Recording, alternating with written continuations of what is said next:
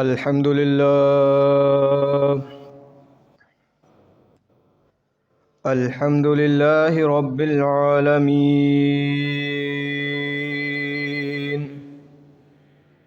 والصلاة والسلام على سيد الأنبياء والمرسلين وعلى آله وأصحابه وأزواجه وعترته أجمعين. أما بعد، فأعوذ بالله من الشيطان الرجيم. بسم الله الرحمن الرحيم. قال الله تبارك وتعالى في القرآن المجيد والفرقان الحميد: ويطعمون الطعام على حبه مسكينا ويتيما وأسيرا.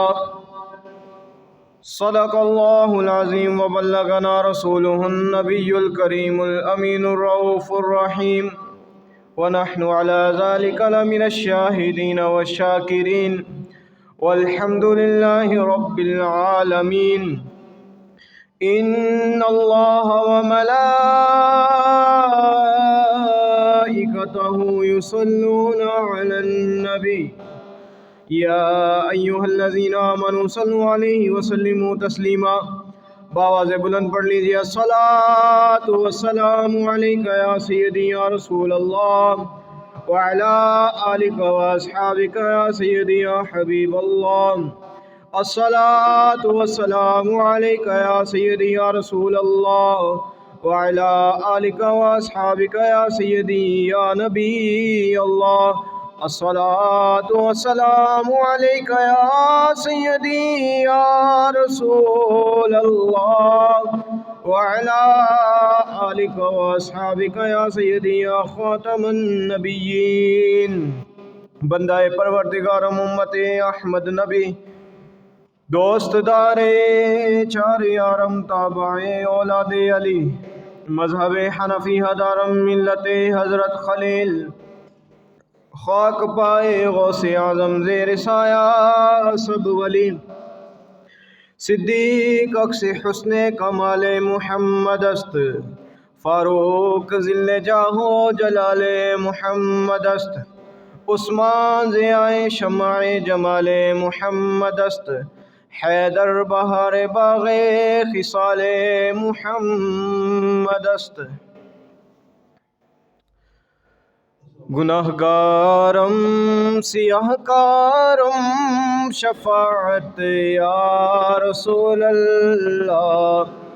گناہگارم سیاہ کارم شفاعت یا رسول اللہ.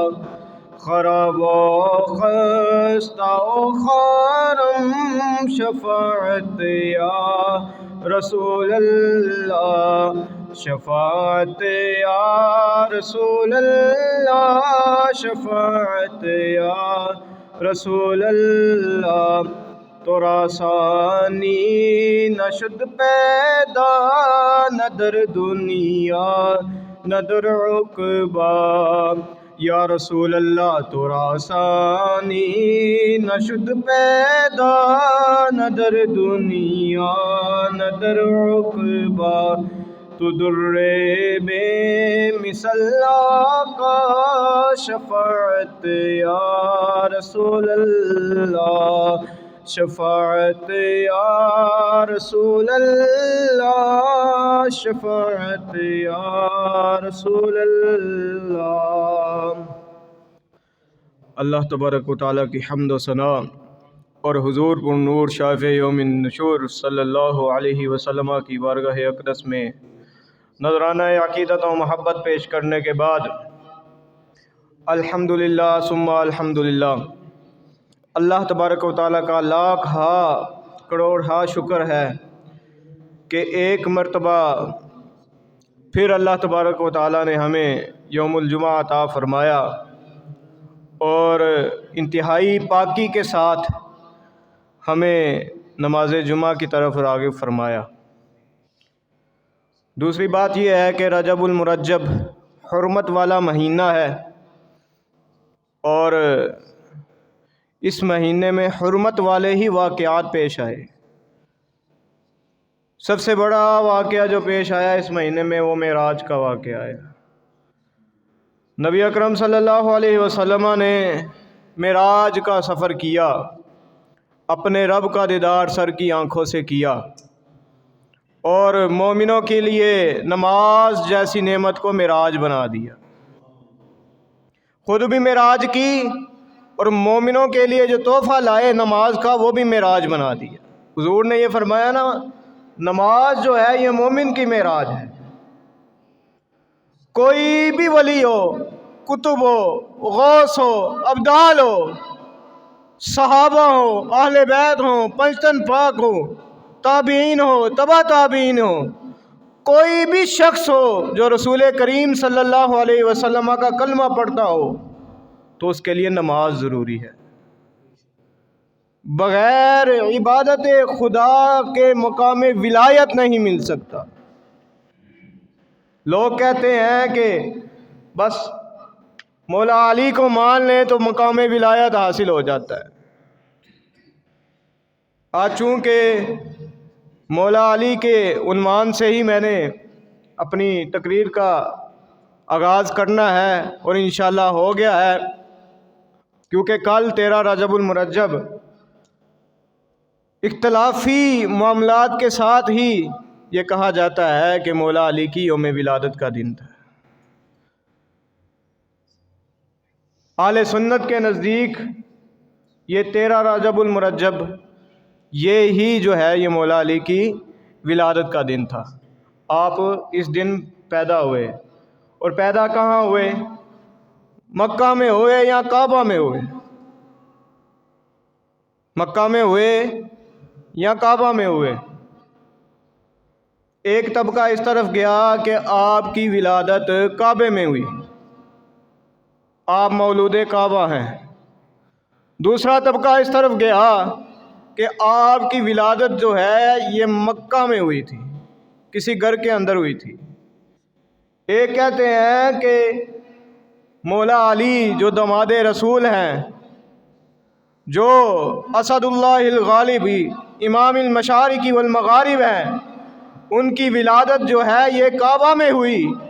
دوسرے کہتے ہیں کہ ان کی ولادت مکہ میں ہوئی۔ ہم پڑھ رہے تھے اپنے استاد گرامی مناظر اسلام حضرت علامہ مولانا عبدالتواب صدیقی اچھروی رحمۃ اللہ تعالی علیہ کے پاس مسلم شریف کا سبق تھا، تو کسی نے سوال کر دیا کہ استاد جی لوگوں کے درمیان بہت اختلاف ہے، کوئی کہتا ہے کہ مولا علی کعبہ میں پیدا ہوئے، کوئی کہتا ہے مولا علی مکہ میں پیدا ہوئے، آپ کیا کہتے ہیں کہ کہاں پر پیدائش ہوئی؟ تو استاد ایک مرتبہ ہنسے اور ہنس کر فرمایا، بیٹا میری ایک بات سنو، نبی اکرم صلی اللہ علیہ وسلم کا ارشاد ہے کہ جو مومن ہوتا ہے نا، جو چیزیں ہیں، یہ مفہوم حدیث ہے کہ تمام دنیا کی جو اشیاء ہیں ان سے سب سے زیادہ حرمت جو ہے یہ اللہ کے نزدیک کعبہ کی ہے۔ کس کی ہے؟ کعبہ کی ہے۔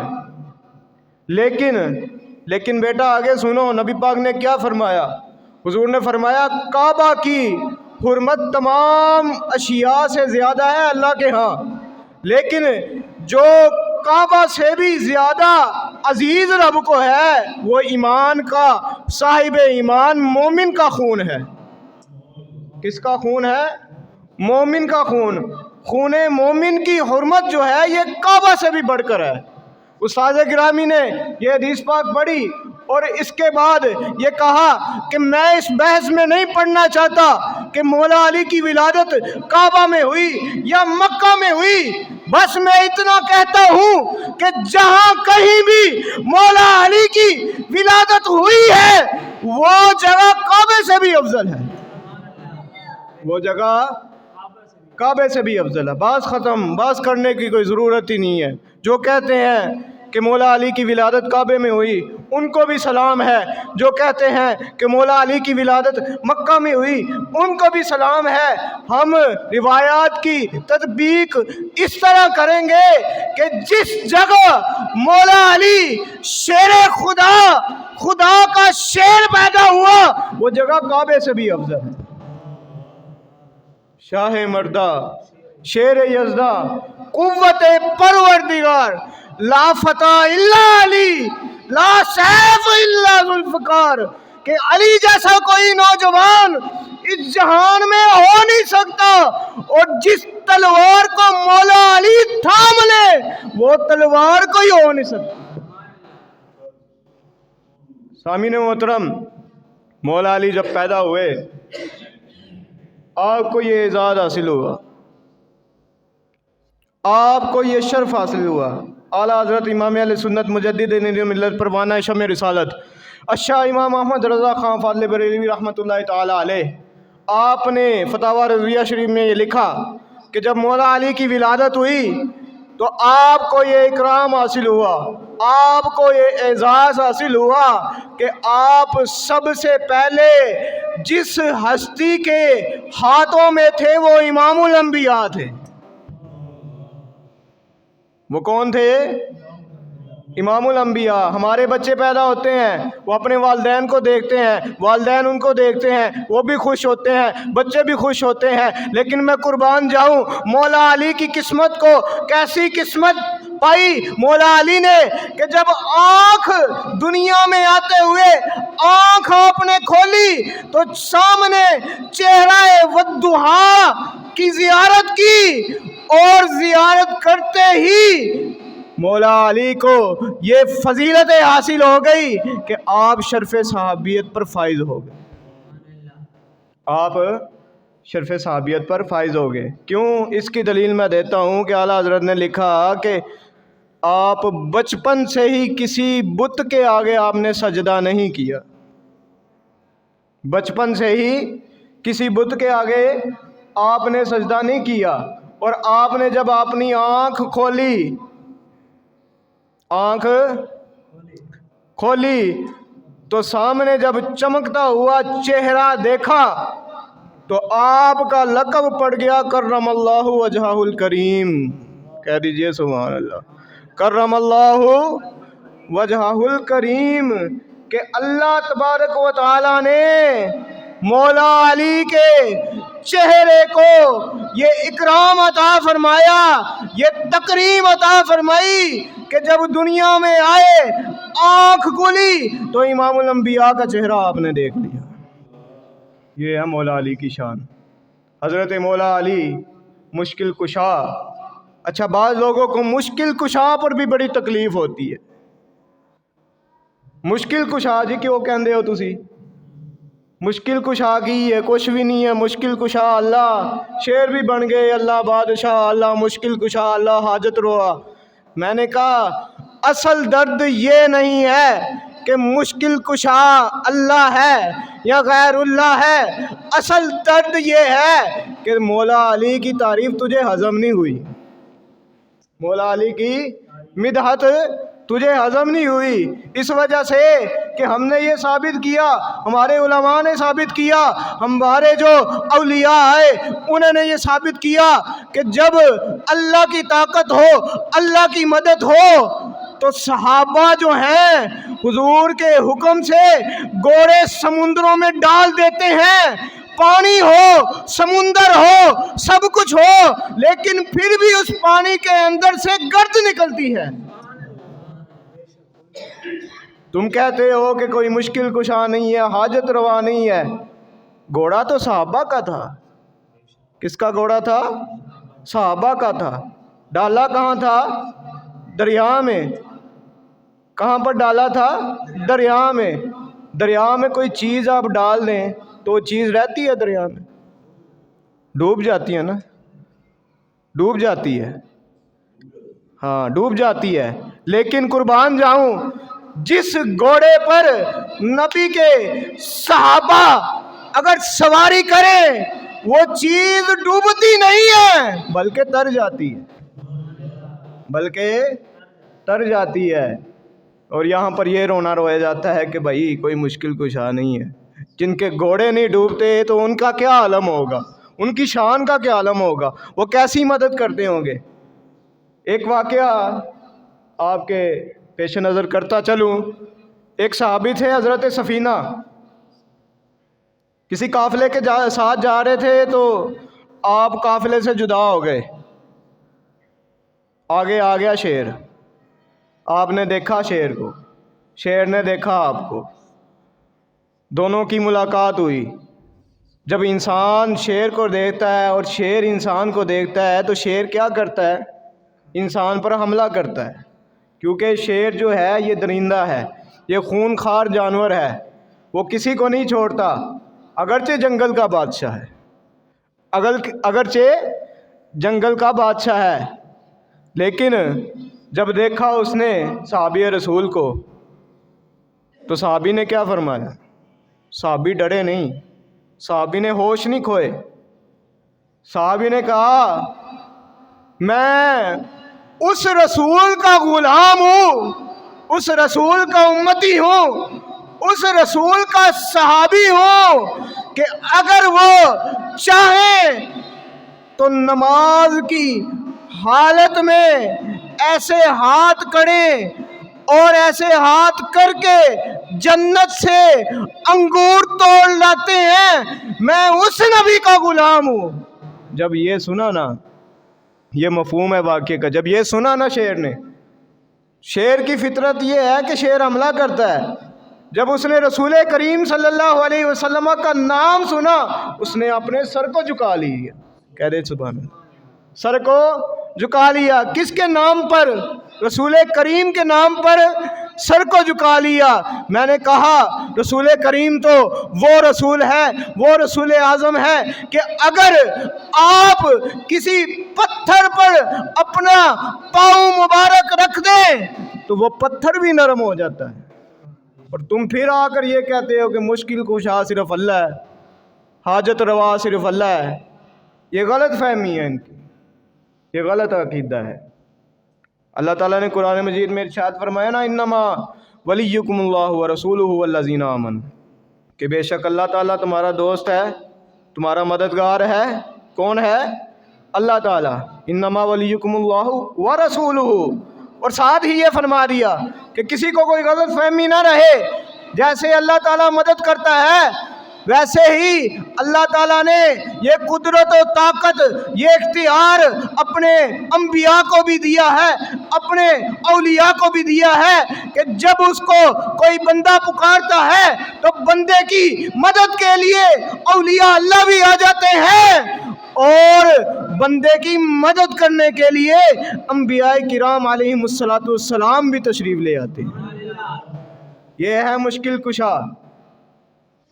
اعلیٰ حضرت نے فرمایا تھا نا، مرتضی شیر خدا مرحب کشا خیبر کشا، مرتضی شیر خدا مرحب کشا، مرحب کا بھی خاتمہ کرنے والے، خیبر کشا، خیبر کے دروازے کو ایک ہاتھ سے اکھاڑنے والے، کہہ دیجئے سبحان اللہ۔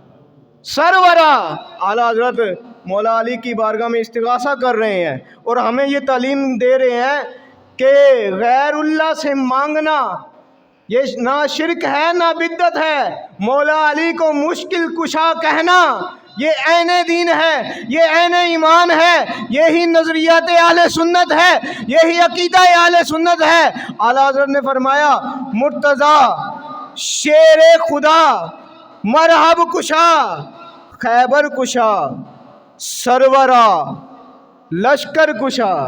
لشکر کشا کا مطلب یہ ہوتا ہے علی شیر خدا ہے، مشرق کے بھی امام ہیں، مغرب کے بھی امام ہیں، اگر آپ میدان میں نکل جائیں تو ایک اکیلا علی جو ہے ہزاروں کے لشکر پر بھاری ہو جاتا ہے۔ لشکر کشا شیر خدا لشکر سرورا لشکر کشا مشکل کشا امداد کن، یہ ہے مولا علی کی شان۔ اچھا، مولا علی نے خیبر کا دروازہ توڑا. کیا توڑا؟ خیبر کا دروازہ توڑا. وہ دروازہ کیسا تھا؟ مفتی احمد یار خان نعیمی رحمۃ اللہ تعالیٰ علیہ حکیم الامت، آپ مشکوٰۃ شریف کی شرح میں لکھتے ہیں دروازہ ایسا تھا کہ ایسا وزنی دروازہ تھا کہ 40 آدمی بھی لگے نا تو بمشکل وہ دروازہ اکھاڑ سکتے ہیں. ایک روایت میں آتا ہے کہ 70 صحابہ کرام نے اس دروازے کو زور لگایا، اس دروازے کو زور لگایا. اچھا مولا علی اکیلے ہی اس دروازے کو کیسے اکھاڑ؟ کون سی طاقت تھی، کون سی قدرت تھی آپ کے پاس؟ تو آئیے چلتے ہیں خیبر کی طرف. خیبر کی فتح کیسے ہوئی؟ ایک لشکر پہلے ہوا تیار. لشکر جب تیار ہوا نا تو اس کا سپہ سالار تھے وہ حضرت سیدنا ابو بکر صدیق تھے. یہ قسمت کی بات ہے. ابو بکر صدیق آپ گئے تو آپ سے خیبر فتح نہیں ہوا. پھر اس کے بعد رسول کریم نے پھر لشکر تیار کیا، اور لشکر تیار کیا تو فاروق اعظم رضی اللہ تعالیٰ عنہ آپ کی قیادت میں لشکر کو روانہ کر دیا. آپ بھی گئے تو پھر بھی نہیں جو ہے خیبر فتح ہوا. پھر آپ نے فرمایا اے لوگوں سن لو، کل جس کے ہاتھ میں جھنڈا دوں گا، جس کو میں سپہ سالار بناؤں گا، وہی فاتح خیبر کہلائے گا. کہہ دیجئے سبحان اللہ. اب لوگوں میں یہ کشمکش تھی کہ رسول کریم صلی اللہ علیہ وسلم خود تو بولتے نہیں ہیں، جو بولتے ہیں تو رب جو ہے ان کی زبان سے کلام کرتا ہے. تو یہ رسول کریم کی یہ بات سچی ہوگی، اور وہ آدمی کتنا خوش قسمت ہوگا کہ جس کو یہ اعزاز حاصل ہوگا. صرف یہی نہیں فرمایا، آپ نے یہ بھی فرمایا، آپ نے یہ بھی بتا دیا جو آدمی کل خیبر کو فتح کرے گا، اور انشاءاللہ ضرور فتح کرے گا، وہ اللہ اور اس کے رسول سے بھی محبت کرتا ہے، اور اللہ اور اس کا رسول بھی اس سے محبت کرتے ہیں. یہ بھی فرما دیا. تو ساری رات جو تھی صحابہ یہ سوچتے رہے کہ کاش میری قسمت ایسی ہو، میری قسمت ایسی ہو، میری قسمت ایسی ہو. فجر جماعت ہوئی فجر کی. حضور نے دیکھا مولا علی نہیں ہے جماعت میں، مولا علی نہیں ہے. کسی نے کہا، حضور نے پوچھا علی کہاں ہے؟ حضور نے کیا پوچھا؟ علی کدھر ہے؟ تو کسی نے جواب دیا یا رسول اللہ وہ اپنے خیمے میں ہے. تو حضور نے فرمایا کیا وجہ ہے؟ تو کسی نے کہا کہ یا رسول اللہ آپ کی آنکھیں نہیں ٹھیک. تو حضور نے فرمایا جاؤ مولا علی کو بلا کے لاؤ. کس نے بلایا؟ رسول کریم نے. اور آپ کی حالت ایسی تھی آپ سے اٹھا نہیں جا رہا تھا. جب یہ سنا نا کہ رسول اکرم صلی اللہ علیہ وسلم کا پیغام ہے کہ علی میری خدمت میں حاضر ہو، آپ اٹھ کھڑے ہوئے. کہہ دیجئے سبحان اللہ. اطاعت رسول کیسی ہوتی ہے؟ ایسی ہوتی ہے اطاعت رسول کہ بندہ بیمار بھی ہو، حالت ناساز بھی ہو، وہاں سے رسول کریم کا حکم آ جائے کہ آؤ جہاد کی طرف، تو پھر یہ نہیں کہ یہ میں تو ایسے ہے تو میں تو ویسے، نہ، بلکہ رسول کریم کے حکم کی تکمیل کرتے ہوئے لبیک یا رسول اللہ صلی اللہ علیہ وسلم کہ یا رسول اللہ میں آپ کی خدمت میں حاضر ہوں، میری جان جو ہے آپ کے قدمین شریفین پر قربان ہے، یہ کہتے ہوئے رسول اللہ کی خدمت میں حاضر ہونا چاہیے. یہ مولا علی کی سنت ہے. مولا علی حاضر ہوئے، عرض کی یا رسول اللہ آنکھیں نہیں ٹھیک. اب رسول اللہ نے یہ نہیں فرمایا آنکھیں نہیں صحیح تو دعا کر اللہ کو آپ بھی ٹھیک ہو جائیں گی، نہ، یہ نہیں فرمایا. اور صحابہ نے بھی یہ، مولا علی نے بھی یہ نہیں کیا کہ یا رسول اللہ میں چلیے دعا کرتا ہوں رب سے، رب جو ہے میری آنکھیں عطا کر دے گا، مجھے میری آنکھیں ٹھیک کر دے گا. ان کو بھی پتا تھا کہ اگر رب کا قرب پانا ہے تو رسول کریم کے در پر آنا ہی پڑے گا. رسول کریم کے در پر آنا ہی پڑے گا. محمد کا در چھوڑ کر جانے والوں ہوا نہ گزارو تو پھر کیا کرو گے؟ ہمیں کیا چلو تم خدا کو ہی مانو، خدا کرنا مانا تو پھر کیا کرو؟ صرف اللہ مددگار، صرف مولا مددگار. میں نے کہا مددگار اللہ ہے، لیکن اللہ کے ساتھ اللہ کے رسول بھی ہیں، اور رسول اللہ کے ساتھ مولا علی بھی ہیں. مولا علی بھی ہیں. حضور صلی اللہ علیہ وسلم نے جب مولا علی کو دیکھا، کہا کیا ہوا؟ مولا علی نے عرض کی یا رسول اللہ آنکھیں نہیں ٹھیک. اچھا آنکھیں نہیں ٹھیک؟ تو رسول کریم صلی اللہ علیہ وسلم نے اپنا لعاب دہن کا لعاب، کہہ دیجئے سبحان، ایک کنواں جس میں پانی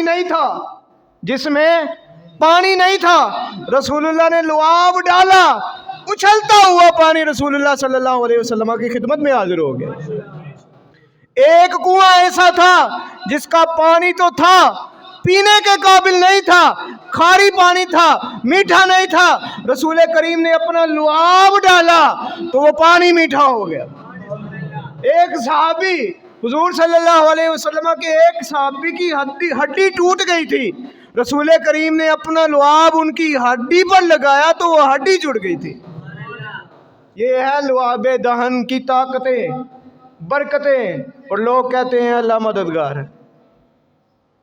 صرف سمجھنے کی بات ہے، صرف سمجھنے کی بات ہے.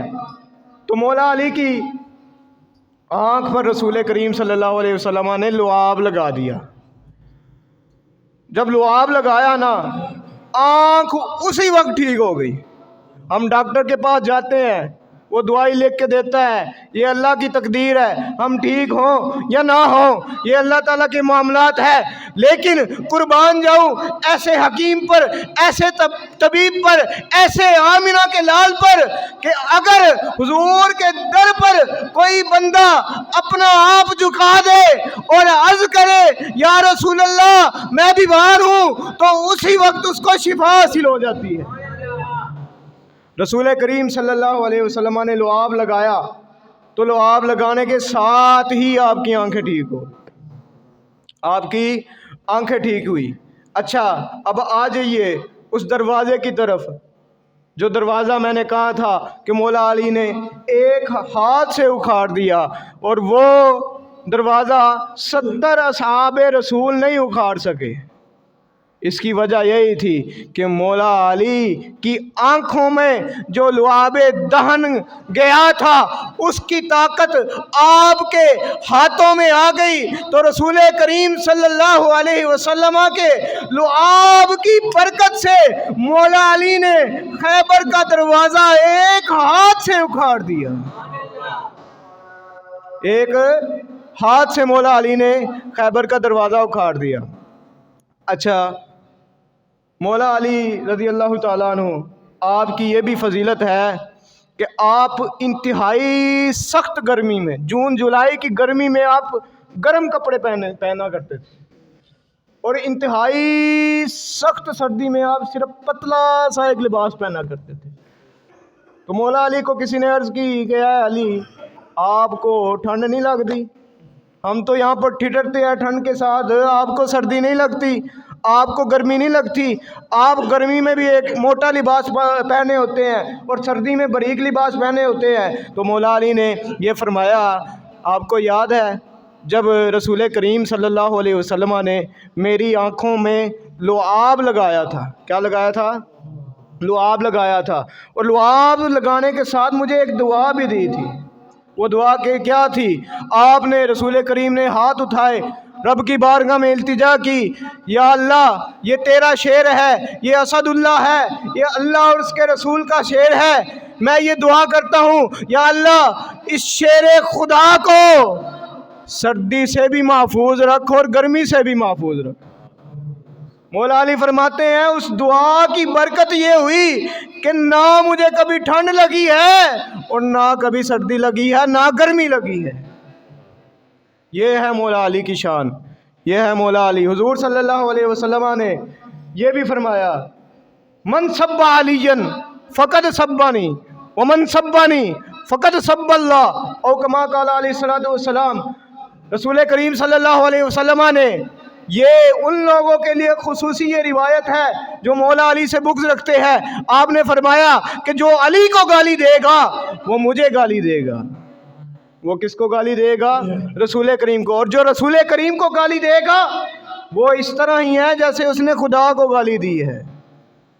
تو قرآن کیا فرماتا ہے؟ ان الذین یؤذون اللہ ورسولہ لعنہم اللہ فی الدنیا والآخرہ، کہ جو اللہ اور اس کے رسول کو اذیت دیتے ہیں، عذاب دیتے ہیں، ان پر پھٹکار لعنت کی دنیا میں بھی ہوتی ہے، آخرت میں بھی ہوتی ہے. اور صرف یہی نہیں، اللہ نے آگے فرمایا ان کے لیے ایسا رسوائی والا عذاب میں نے تیار کیا ہے، اگر وہ عذاب دیکھ لے تو اپنی پیدائش کی بھی پناہ مانگے کہ میں پیدا بھی نہ ہوا ہوں. اللہ کریم سے یہی دعا ہے کہ اللہ تعالی ہمیں پنجتن پاک کا غلام بنا کر